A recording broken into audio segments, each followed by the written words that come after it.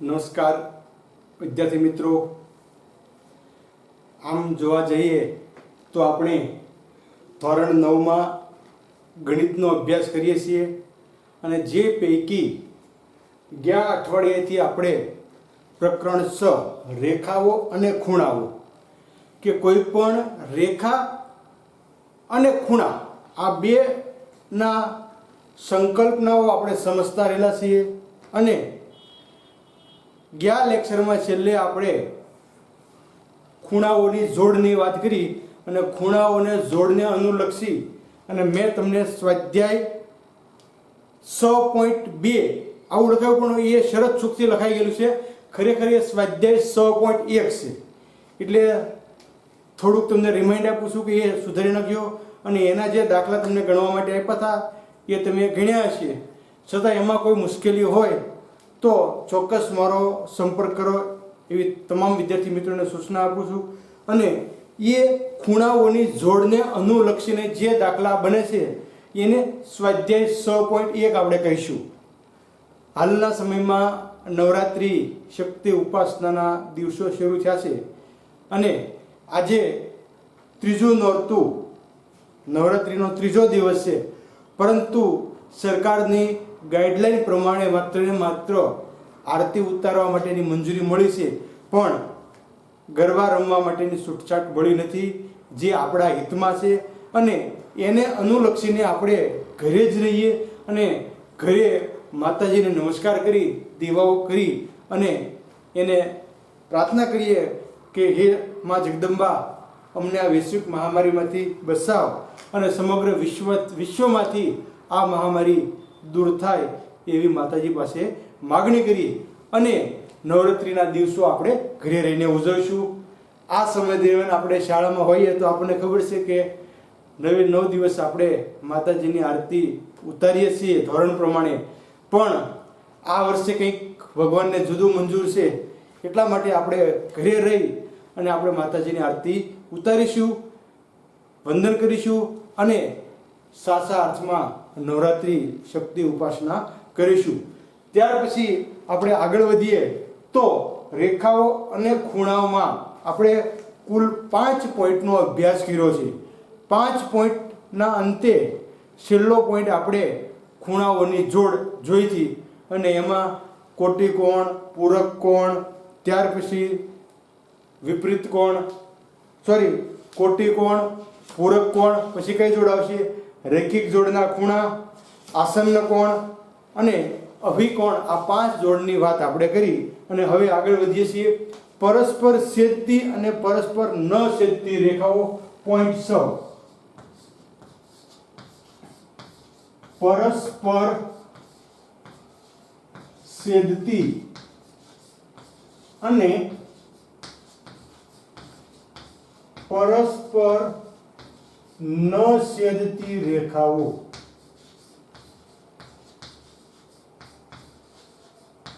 પરસ્પર છેદતી અને પરસ્પર ન છેદતી રેખાઓ. જો અહીંયા આપણે જોઈએ તો કોઈ પણ રેખાના સંદર્ભમાં આપણે જોતા હોઈએ તો આકૃતિ પહેલી A B C અને D O બિંદુમાં પરસ્પર છેદે છે, આપણે જોઈ શકીએ છીએ. અને પરસ્પર ન છેદતી રેખા હોય તો આકૃતિ બીજી એ અલગ લખીએ, નામ આપણે PQ અને RS. અહીંયા તમે જોઈ શકો છો કે આ બંને રેખાઓ પરસ્પર એક બિંદુમાં છેદે છે. અને જો બંને રેખાઓ પરસ્પર ન છેદતી હોય તો એવી રેખાને સમાંતર રેખા કહેવાય. કેવી કહેવાય? સમાંતર રેખાઓ. અને સમાંતર રેખા વચ્ચેનું અંતર સમાન હોય છે. તમે અહીંયા માપો તો પણ અંતર એટલું થશે, અહીંયા માપો તો પણ એટલું થશે, અહીંયા માપો તો પણ અંતર એટલું થશે. એટલે કોઈ પણ બે રેખાઓ સમાંતર હોય તો એ બે રેખાઓ વચ્ચેનું અંતર હંમેશા આપણને સમાન મળે છે. એટલે અહીંયા આપણે બંને બાબતની સ્પષ્ટતા કરી લીધી કે પરસ્પર છેદતી રેખાઓ તો બંને રેખાઓ પરસ્પર છેદે છે, અથવા ન છેદતી રેખા તો બંને રેખાઓ પરસ્પર છેદતી નથી. यानी કે સમાંતર છે। ઘણી વખત એવું બને કે અહીંયા આપણે એક રેખા આપેલી છે, આ અહીંયા બીજી રેખા આપી છે, પણ આ બંને રેખાઓ છેદતી બતાવી નથી, પણ જો રેખા અનંત સુધી વિસ્તરેલી હોય એટલે આગળ જતા આપણે જોઈએ તો આ બંને રેખાઓ પરસ્પરનું છેદબિંદુ આપણને મળશે અહીંયા। એટલે બંને રેખાઓ પરસ્પર છેદે છે એ વાત નક્કી થઈ જાય। પણ જો બંને રેખાઓ સમાંતર હોય તો એ રેખાઓ છેદતી નથી। તમે અગાઉના ધોરણમાં સમાંતર રેખાનો અભ્યાસ કરી ગયા છો કે રસ્તાની બે કિનારી, રેલવેના બે પાટા, વીજળીના બે તાર, આ બધી પુસ્તકની બે કિનારીઓ સમાંતર છે, એટલે એ બંને ક્યારેય એકબીજાને છેદતી નથી। આ રેખાઓ તમે જો તો બંને આ રીતે એ જ અનુસંધાને ન આગળ વધશે, એટલે એકબીજાનું છેદબિંદુ આપણને મળશે નહીં। એટલે આ બે નિર્ણય પ્રમાણે આપણે જોયું કે પરસ્પર છેદતી રેખાઓ અને પરસ્પર ન છેદતી રેખાઓ। તો પરસ્પર છેદતી રેખાઓમાં સ્પષ્ટતા થઈ ગઈ કે આકૃતિ 1 માં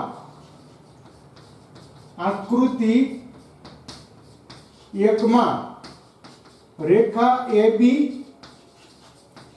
અને રેખા CD, રેખા AB અને રેખા CD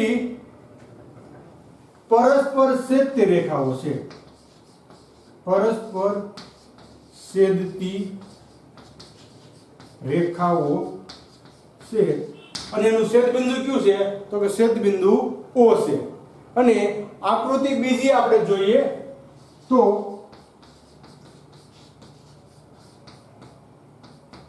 આકૃતિ બીજી માં રેખા PQ અને રેખા RS, રેખા PQ અને રેખા RS પરસ્પર છેદતી નથી।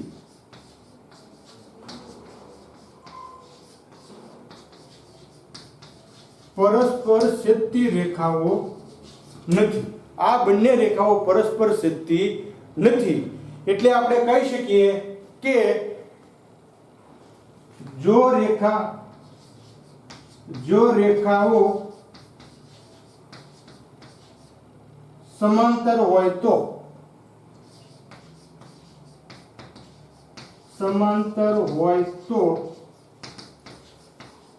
પરસ્પર છેદતી નથી। અને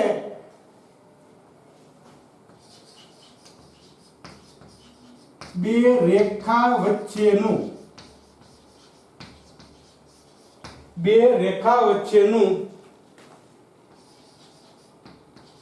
અંતર સમાન હોય છે। તમે કોઈ પણ જગ્યાએ જુઓ તો આ બે રેખા વચ્ચેનું અંતર તમને હંમેશા સમાન જોવા મળશે। તો આ પરસ્પર છેદતી રેખા દ્વારા આપણે બે પોઈન્ટ જાણ્યા કે જો બે રેખાઓ પરસ્પર છેદતી હોય તો કોઈ પણ એક જ બિંદુમાં છેદે છે, વધારે બિંદુમાં છેદતી નથી। અને જો બે રેખાઓ છેદતી ન હોય તો તે બંને રેખાઓ સમાંતર હશે, અને સમાંતર હોવાથી તેમની વચ્ચેનું અંતર, બે રેખા વચ્ચેનું અંતર કોઈ પણ જગ્યાએ તમે જોશો તો આપણને સરખું જોવા મળશે, એટલે કે સમાન જોવા મળે છે। નેક્સ્ટ આપણે પૂર્વધારણા 6.1 અને પૂર્વધારણા 6.2 જોઈએ। 7મા પોઈન્ટમાં લઈ લઈએ છીએ આપણે એને।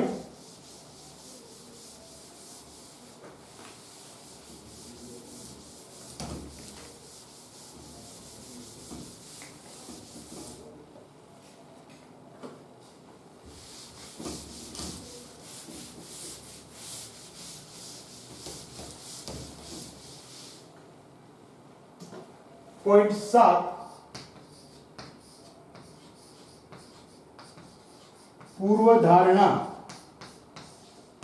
6.1 જેનો આમ આપણે અભ્યાસ થોડો કરી ગયેલા છીએ કે જે કિરણનું ઉદ્ભવ બિંદુ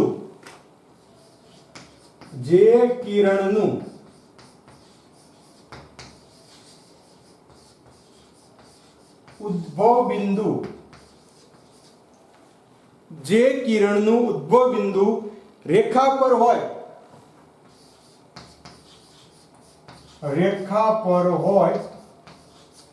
જે કિરણનું ઉદ્ભવ બિંદુ રેખા પર હોય તેવા કિરણ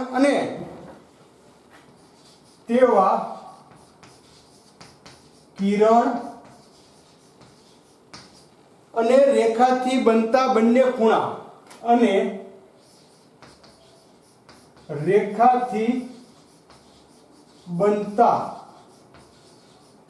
બંને ખૂણાનો સરવાળો 180 અંશ થાય. સરવાળો 180 અંશ થાય. જે કિરણનું ઉદ્ભવ બિંદુ રેખા હોય, દાખલા તરીકે મેં અહીંયા એક રેખા દોરી, રેખા AB, અહીંયા બિંદુ O હશે. હવે કિરણનું ઉદ્ભવ બિંદુ રેખા પર હોય, અહીંથી મેં કિરણ દોર્યું આ OC, તો તેવા કિરણ અને રેખાથી બનતા બંને ખૂણા, તો આ રેખા AB અને કિરણ OC થી જે બે ખૂણા બને છે, બંને ખૂણાનો સરવાળો 180 અંશ થાય. આપણે આ શરત શીખી ગયા છીએ પૂર્વ રેખિક જોડના ખૂણા, કે એક જ રેખાથી બનતા કોઈ પણ ખૂણાનો સરવાળો 180 અંશ થાય છે. દાખલા તરીકે સમજવા માટે આપણે જોઈએ કે ભાઈ આ 110 છે તો આ 70 અંશ હોઈ શકે. એટલે કે કિરણનું ઉદ્ભવ બિંદુ રેખા પર હોવું જોઈએ તો તે કિરણ અને રેખાથી બનતા ખૂણાનો સરવાળો 180 અંશ આપણને જોવા મળે છે. અહીંયા ઉદાહરણ સાથે આપણે જોયું કે કિરણ CO છે, એનું ઉદ્ભવ બિંદુ U અહીંયા રેખા ઉપર છે, તો તેવા કિરણ અને રેખા AB થી બનતા બંને ખૂણાનો સરવાળો 180 અંશ આપણને જોવા મળે છે. નેક્સ્ટ બીજી પૂર્વધારણા જોઈ લઈએ. પૂર્વધારણા 6.2. પૂર્વધારણા 6.2. બીજી પૂર્વધારણા કે જો બે આસન્ન કોણોનો સરવાળો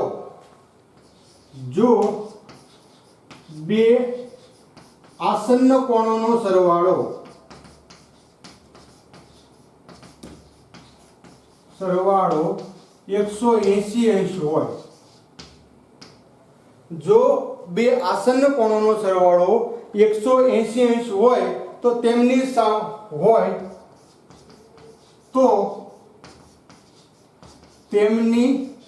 સામાન્ય ન હોય તેવી બાજુઓ,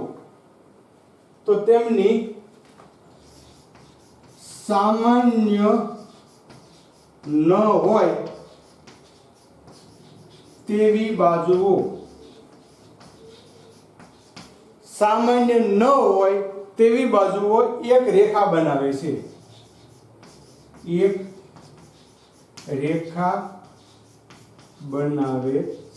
પણ બંનેનો સરવાળો 180 અંશ હોય તો, નહીતર નહીં.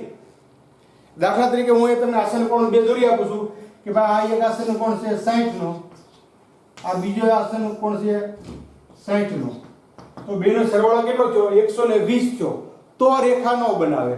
પણ બંનેનો સરવાળો 180 થતો હોય તો જે રેખા બનાવે. દાખલા તરીકે આપણે જોઈએ છીએ અહીંયા કે ભાઈ એક ખૂણો બનાવ્યો આપણે 100 નો, આ બીજો ખૂણો સીધો અહીંથી બનાવે તો 80 નો, તો આ આપણને રેખા મળશે. આપણે જોઈ શકશું કે રેખા મળે છે કે નહીં મળે. તો આ રીતે આપણે કહી શકીએ કે ભાઈ એક રેખા મળે છે. અહીંયા આપણે જોઈ શકીએ કે એક રેખા મળતી નથી.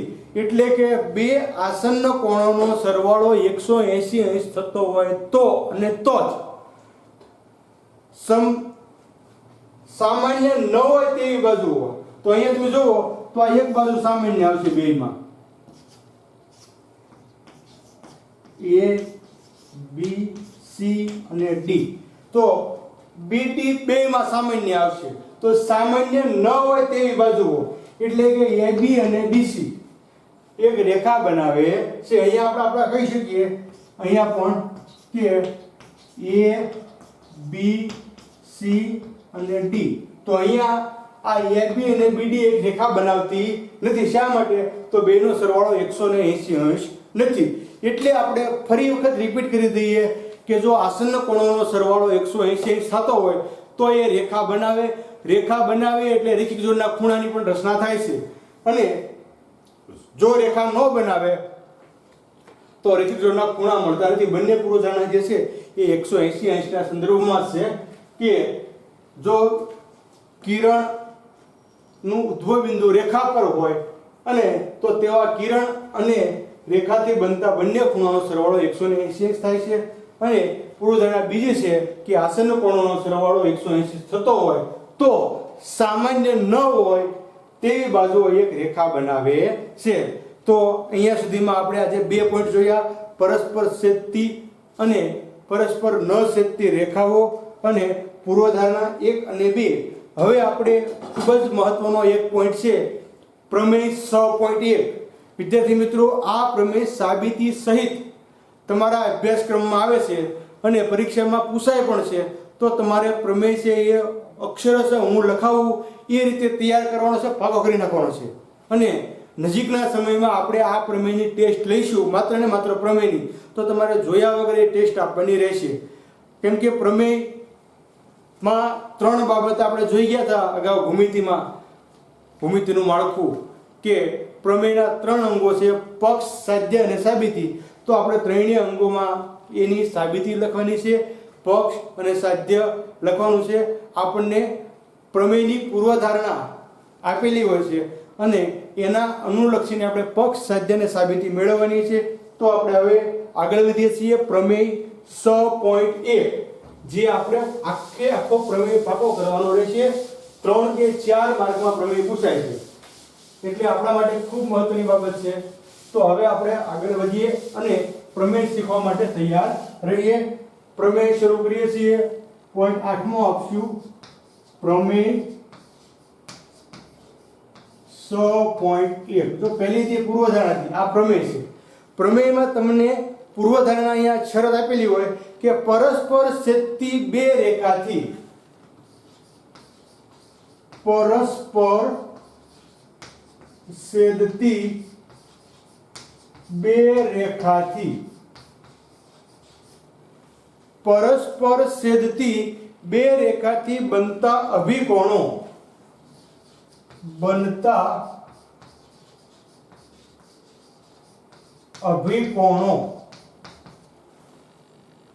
સમાન હોય છે.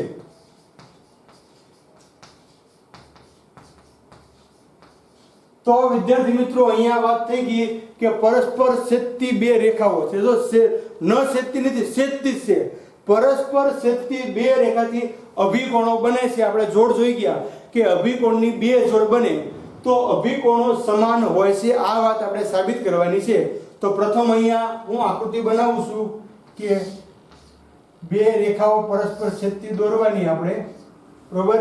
અને બંને પરસ્પર રેખાઓ છેદતી આપણે જોઈ શકીએ કે આ A અને B, આ C અને D, અહીંયા O બિંદુ.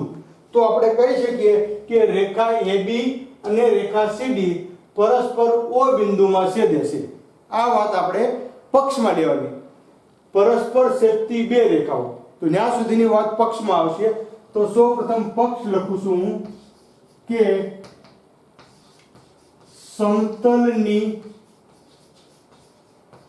રેખા AB અને CD પરસ્પર O બિંદુમાં છેદે છે. જો પક્ષ સાધ્યની આકૃતિ બનાવો એટલે તમારા 2 માર્ક પૂરા થઈ ગયા અને 2 માર્ક સાબિતીના હોય 4 માર્કમાંથી. તો આપણને પક્ષ આકૃતિ તો આવડી ગઈ, પક્ષ આવડી ગયો કે સમતલની રેખા AB અને CD પરસ્પર O બિંદુમાં છેદે છે. અથવા તમે એવું પણ લખી શકો કે સમતલની 2 રેખાઓ AB અને CD પરસ્પર O બિંદુમાં છેદે છે. હવે સાધ્ય, તો સાધ્યમાં આપણે અભિકોણો લખવાના છે. તો અભિકોણો એટલે આપણે અગાઉની શરતમાં જોઈ ગયા હતા કે સામ સામેના ખૂણા અભિકોણ થાય. એટલે અહીંયા આપણે લખીએ છીએ તો આ એક લીટી, બેની પહેલા મારી આ એક લીટી બંનેની સરખી થશે, બરોબર. અને આ એક લીટી વાળા સરખા, એટલે કે ખૂણો AOC બરાબર છે ખૂણો BOD. અથવા બીજો ખૂણો તમારે લેવો હોય તો ખૂણો AOD બરાબર છે ખૂણો COD. AOD બરાબર છે ખૂણો COD. આ રીતની બે જોડ આપણને મળશે, બરાબર ને? અહીંયા આપણને બે જોડ મળે છે. તમે જોઈ શકો છો કે સામસામેના ખૂણા એટલે AOC અને BOD આ પહેલી જોડ અને AOD અને COB અથવા BOC આ બીજી જોડ. AOD અને BOC સોરી અહીંયા લખવામાં ભૂલ પડી છે. COD પહેલો, AOD પહેલો ખૂણો અને BOC આ બીજો ખૂણો. તો આ રીતે આપણે બંને બાબત જોઈ લીધી. હવે આપણે સાબિતી ઉપર જઈએ, ત્રીજો પોઈન્ટ. તો સાબિતીમાં આપણે કોઈ પણ એક બે પૈકી કોઈ પણ એક સાબિતી કરવા માટે વિચારીએ તો એક મુજબ ખૂણો AOC બરાબર છે ખૂણો BOD. આના માટે આપણે વિચારીએ છીએ, બરોબર? આના માટે સાબિતીમાં આપણે વિચારીએ છીએ. તો અહીંયા તમે જોઈ શકો છો કે કિરણ AO એ CD ઉપર આવેલું છે. આપણે જે હમણાં જોઈ ગયા છીએ કે કિરણ નું ઉદ્ભવ બિંદુ રેખા હોય તો રેખા અને કિરણનો સરવાળો 180 થાય છે. એટલે આપણે લખી શકશું કે કિરણ OA અને રેખા CD, કિરણ OA અને રેખા CD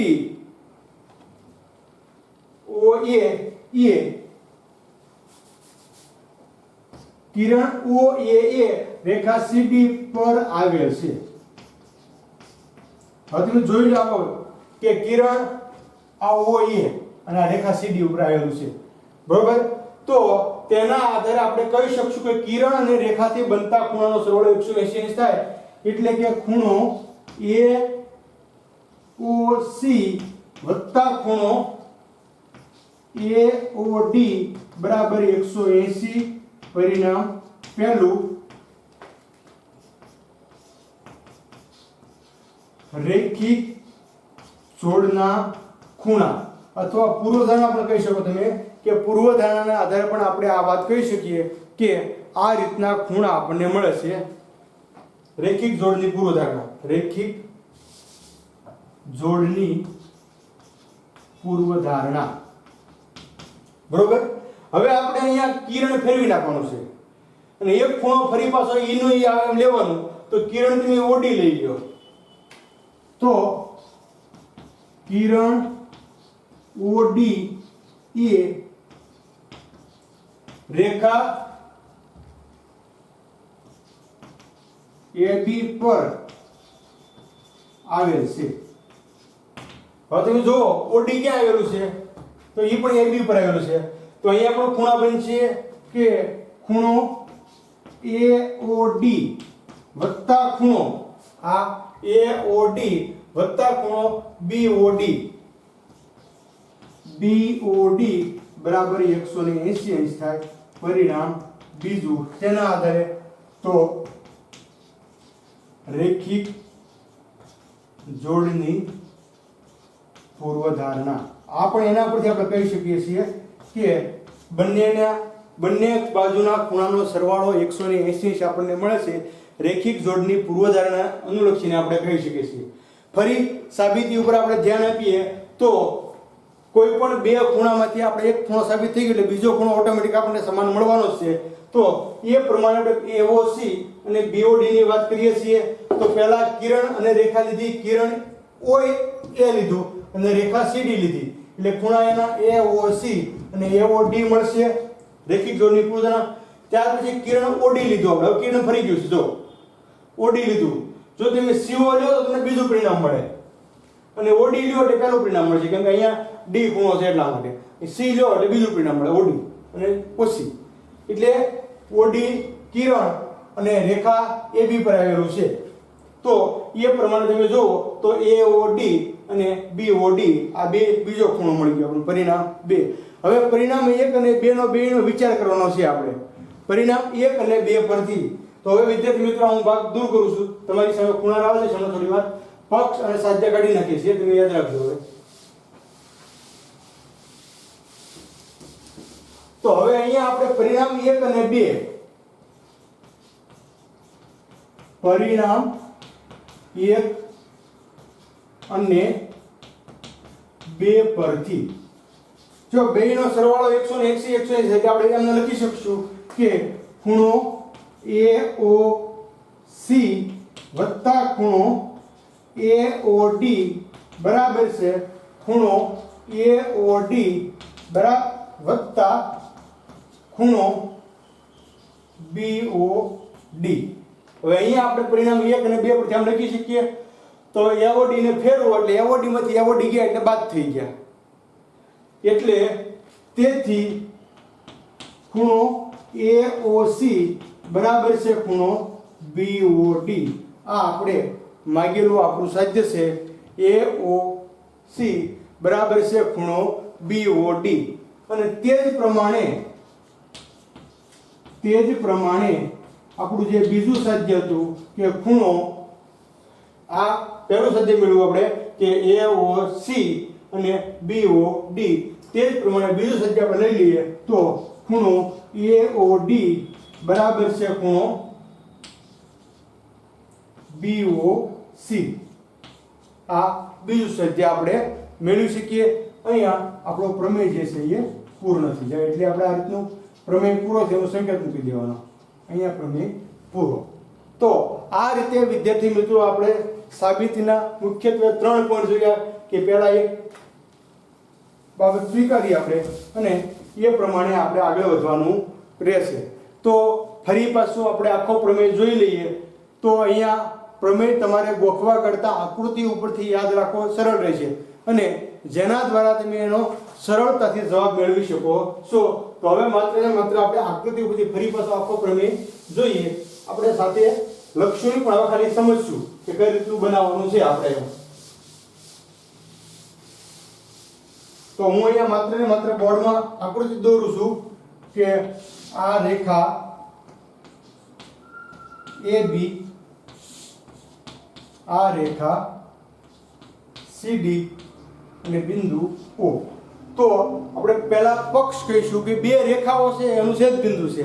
તો સમતલની રેખા AB અને રેખા CD પરસ્પર O બિંદુમાં છેદે છે. આ પક્ષ સમજાઈ ગયું. સમતલની રેખા AB અને રેખા CD પરસ્પર O બિંદુમાં છેદે છે. હવે સાધ્યમાં ખૂણા બે લેવાના છે. તો પહેલા AOC આ પહેલો ખૂણો અને BOD આ પહેલો ખૂણો બરાબર સામસામા બે ખૂણા કે ખૂણો AOC બરાબર છે ખૂણો BOD અને બીજો ખૂણો લેવો હોય તો AOD બરાબર છે ખૂણો BOC. AOD બરાબર છે BOC. આ બે આપણને સાધ્ય મળશે. હવે સાબિતી. તો સાબિતીમાં પ્રથમ મારે કોઈ પણ એક બાજુ લેવાની. તો પહેલા આપણે દીધી છે કે AOC અને BOD ની માટે આપણે જોઈએ છીએ. તો એના માટે જોઈને શું કહીશું કે OA કિરણ OAA રેખા CD પર આવેલ છે. કિરણ OAA રેખા CD પર આવેલ છે. તેથી ખૂણો AOC વત્તા ખૂણો AOD બરાબર 180. પરિણામ પહેલું. આ બંને ખૂણા AOC અને AOD = 180. પરિણામ પહેલું રેખિક ખૂણાની પૂર્વધારણાને આધારે અથવા રેખિક જોડની પૂર્વધારણા પ્રમાણે. ત્યાર પછી બીજી બાબત આપણે કરી કે કિરણ OD એ રેખા AB પર આવેલું છે. કિરણ OD એ રેખા AB પર આવેલું છે. એટલે કે ખૂણો AOD વત્તા ખૂણો BOD = 180. રેખિક પરિણામ બીજું રેખિક પૂર્વધારણા પરથી AOD અને BOD બંને મળી ગયા. હવે આપણે બે પરિણામ 1 અને 2 પરથી લઈ લઈએ કે 1 અને 2 પરથી AOC વત્તા AOD બરાબર છે AOD વત્તા BOD. તો બંનેમાંથી AOD દૂર થઈ ગયું એટલે આ બાજુ વચ્ચે AOC અને આ બાજુ વચ્ચે BOD બે આપણે સરખા મળશે. તે જ પ્રમાણે AOD બરાબર છે BOC. અહીં આપણો પ્રમેય પૂર્ણ થાય છે. તો આ રીતે વિદ્યાર્થી મિત્રો પક્ષ, સાધ્ય અને આકૃતિ. સૌપ્રથમ શરત પૂર્વધારણા પરથી આપણે આકૃતિ બનાવવાની, આકૃતિ પરથી પક્ષ અને સાધ્ય અને એના દ્વારા સાબિતી. તો આ રીતે તમે સ્ટેપ બાય સ્ટેપ યાદ રાખશો તો તમને કોઈ મુશ્કેલી પડશે નહીં.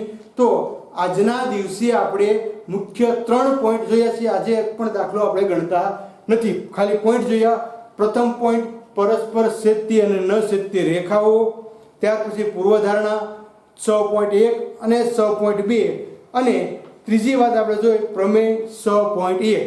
તો અહીંયા સુધીમાં રેખાના 3 પ્રકરણ તાસમાં આપણે પ્રથમ મૂળભૂત પદો અને વ્યાખ્યાઓ શીખ્યા કે રેખા કોને કહેવાય, રેખાખંડ કોને કહેવાય, ખૂણો કોને કહેવાય, આ તમામ બાબતની વાત કરી. ત્યાર પછી સમતલ બિંદુ, રેખા, રેખાખંડ, કિરણ, સમરેખ બિંદુ અને અસમરેખ બિંદુની વાત આપણે કરી કે કોઈ પણ 3 બિંદુઓ એક જ લાઈનમાં એક જ રેખા પર આવતા હોય તો એને સમરેખ બિંદુ કહેવાય અને સમરેખ ન હોય તેવા બિંદુ અસમરેખ બિંદુ કહેવાય.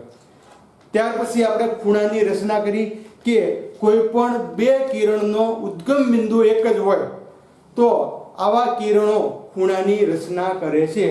ખૂણાના પ્રકારમાં આપણે 5 પ્રકારના ખૂણા જોયા હતા: લઘુકોણ, ગુરુકોણ, કાટકોણ, સરળ કોણ અને વિપરીત કોણ.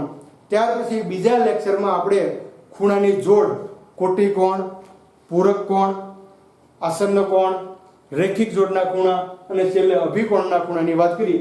અને આજે આપણે નક્કી કર્યું કે પરસ્પર છેદતી 2 રેખાથી બનતા ખૂણા જે છે અભિકોણો હોય છે અને અભિકોણની જોડ છે એ સમાન હોય છે. આ પ્રમેય બહુ મહત્વનો છે. ફરી વખત જરૂર પડે તો બીજી વાર વિડીયો જોઈ શકો છો. જોઈ અને પ્રમેય યાદ રાખવા માટે પ્રયત્ન કરો એવી અભ્યર્થના સાથે આજના લેક્ચરને અહીંયા વિરામ આપીએ છીએ. ફરી પાછા આગળ મળશું. ખૂબ ખૂબ ધન્યવાદ.